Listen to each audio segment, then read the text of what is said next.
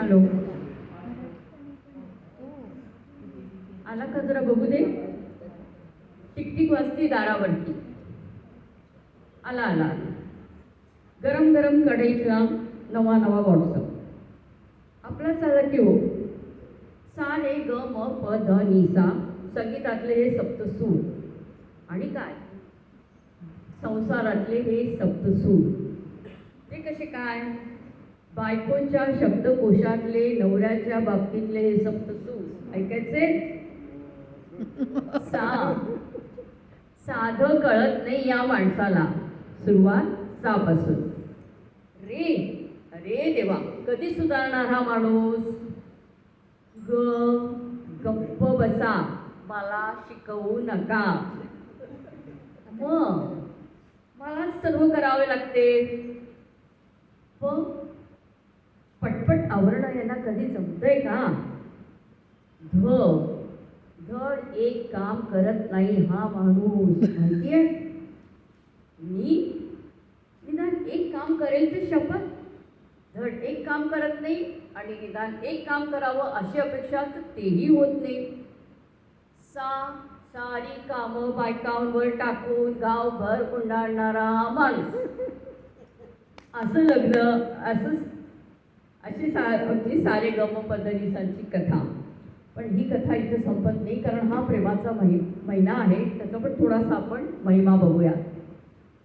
प्रेम असं असतं म्हणतात की पूर्ण झालं तरच प्रेम असतं का? शंकर पार्वतीसारखं सुद्धा नातं जुळू शकतं. अपूर्ण राहिलं तर मग राधाकृष्णासारखं मनातच फुलत जातं. शंकर पार्वतीचं प्रेम होतं ते वचनांचं, साथीचं, विश्वासाच्या बंधाचं. सुखातही तेच होतं आणि दुःखातही तेच.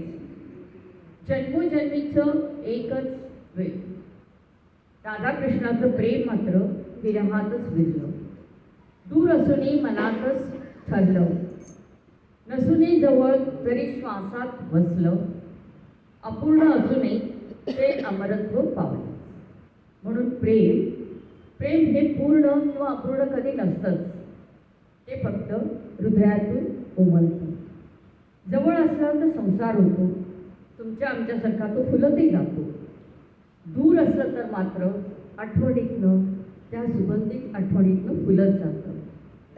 मिळालं तर ती कथाच असते, न मिळालं तर मात्र ती व्यथा होते. पण दोन्ही भावना एकच असतात, निखळ, निरागस आणि ते पवित्रच असतं.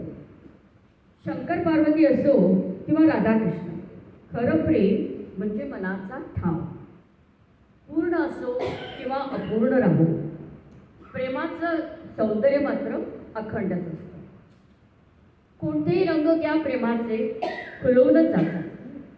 अल्लड वयातलं अवखळ प्रेम, तरुणाईतलं उत्कट प्रेम किंवा सप्तपदीच्या आणाभाका घेऊन सुरू झालेलं संसारातलं प्रेम दिवसेंदिवस खुलतच जातं. शांत, स्थिर, संयमी, चिरंतर आणि प्रगल्भ स्थितीत जातं.